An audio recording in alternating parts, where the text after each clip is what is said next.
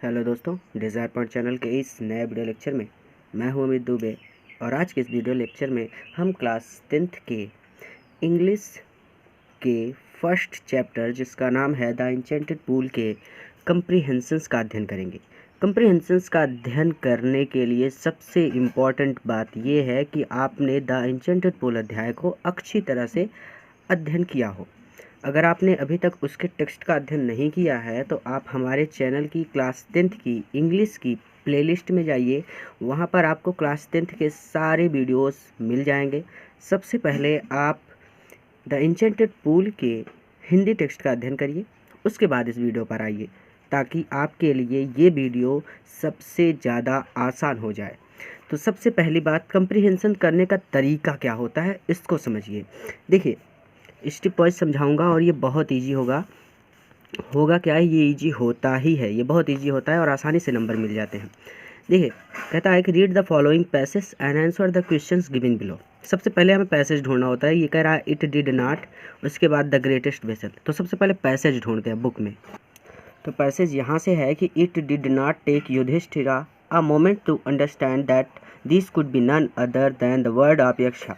और ये ख़त्म होता है यहाँ पर, the earth which contains all within itself it the greatest vessel. ठीक है, अब इसका तात्पर्य ये होता है कि सिर्फ यहाँ से, यानी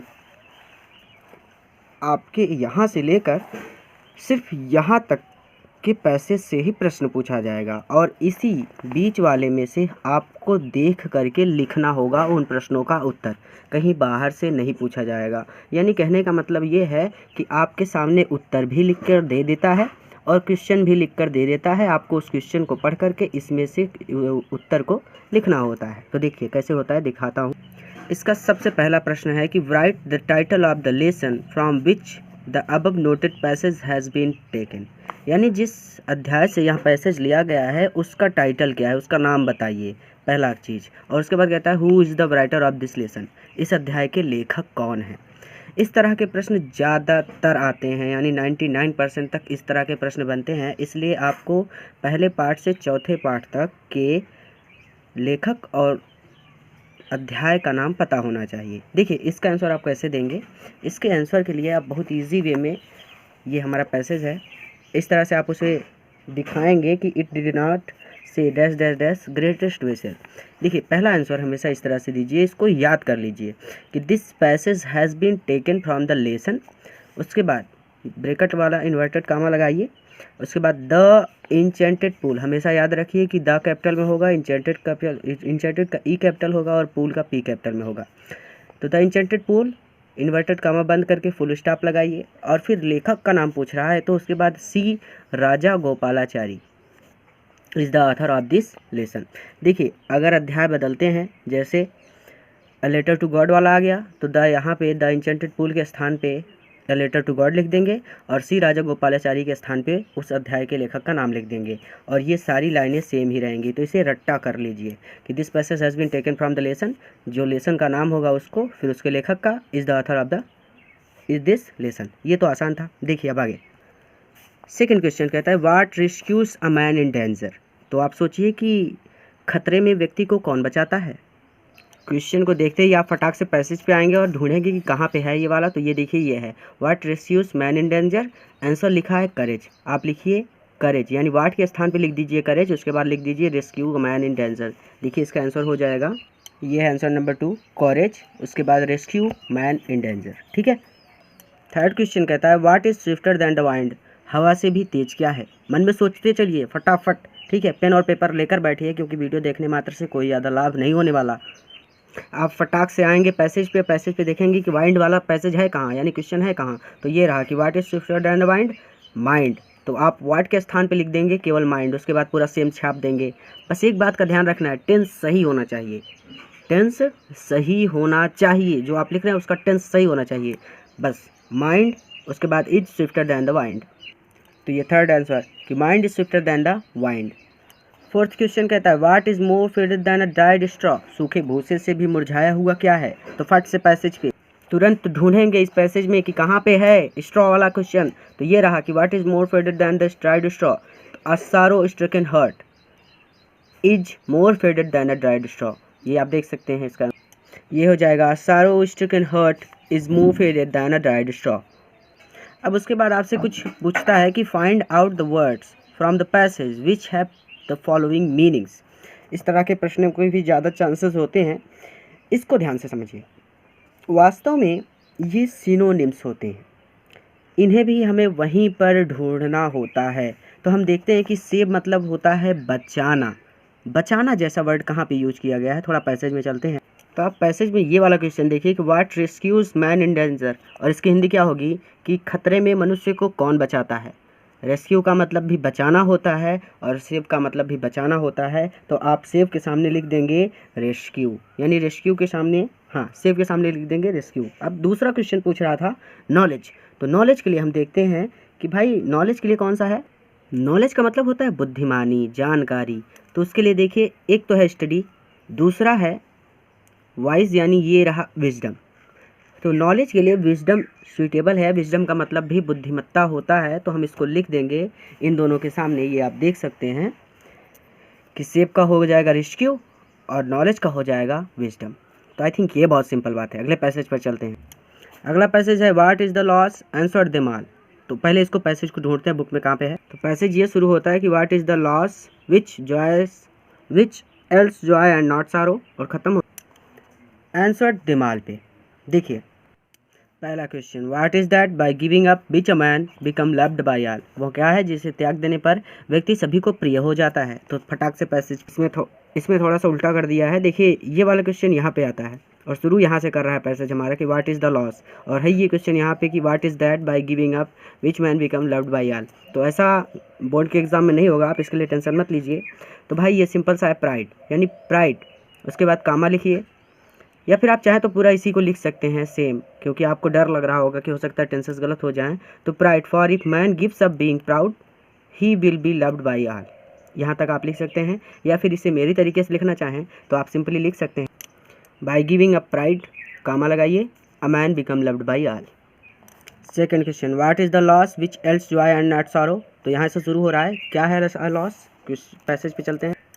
तो है एंगर, कामा लगाइए, if we give up being angry, comma we will no longer be subjected to sorrow. इसको हमारे हिसाब से लिखना चाहें तो आप इस तरह से लिख सकते हैं कि by giving up anger one gets joy and not sorrow. ठीक है, तो आगे चलते हैं।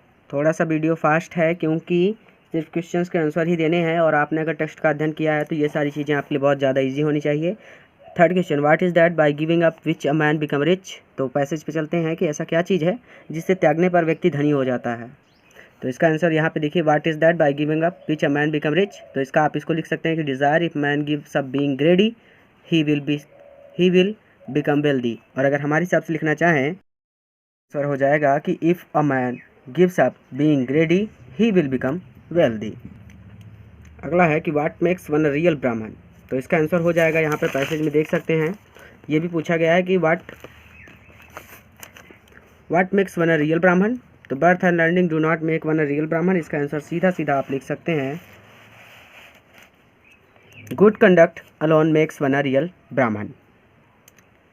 फिर उसके बाद सिनोनिम्स वही मिजरी मतलब दुख होता है, और बिहेवियर मतलब वही, आप बिहेवियर शब्द से परिचित हैं कि हम दूसरों के साथ कैसा बिहेवियर करते हैं।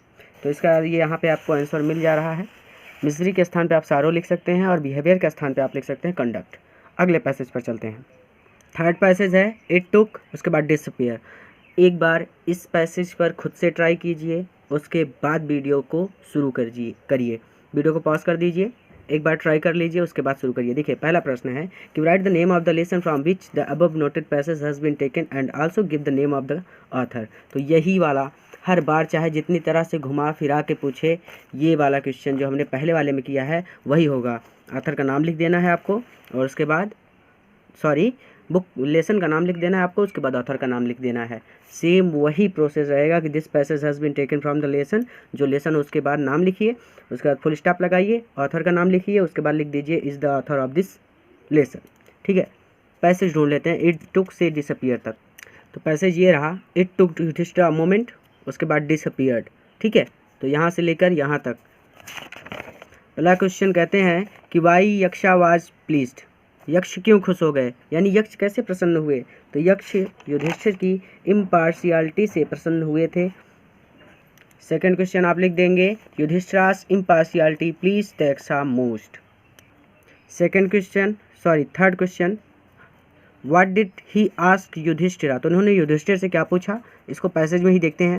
यहाँ पे देखिए the Yaksha was pleased at this and ask Yudhishthira, Yudhishthir से उन्होंने पूछा, देख रहे हैं ना, देखिए why did you choose Nakula in preference to Bhima who has the strength of 16,000 elephants and I have heard that Bhima is most dear to you, and why not Arjuna, whose strength in arms is your protection।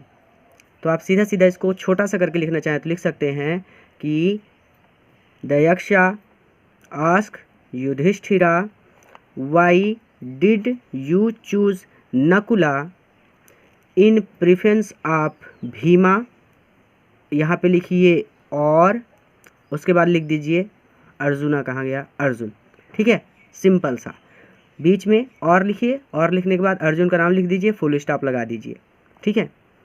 सिर्फ यही एक प्रश्न पूछा है, ठीक है, easy है। Passage में इसलिए बता रहा हूँ ताकि आपको एक बार अपने से ट्राई करने में हेल्प मिले, मैं ही सारे बता दूंगा तो आप अपने से ट्राई करने में थोड़ा सा आनाकानी करेंगे।